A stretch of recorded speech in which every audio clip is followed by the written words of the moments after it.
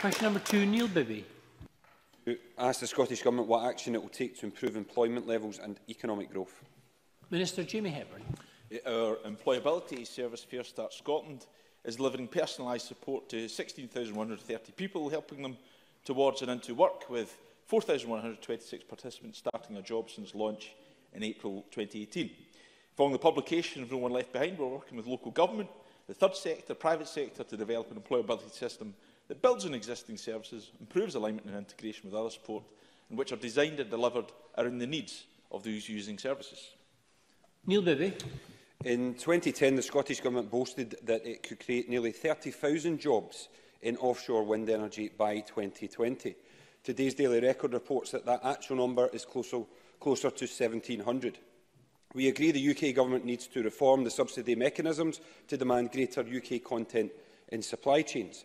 But can the Minister outline what capital investment the Scottish Government has made to ensure that our fabrication facilities are fit to win work that is being sent to the likes of Indonesia and China? And is the Scottish Government's proposed cut to the workforce skills budget a sign that it is giving up on talk of tens of thousands of jobs?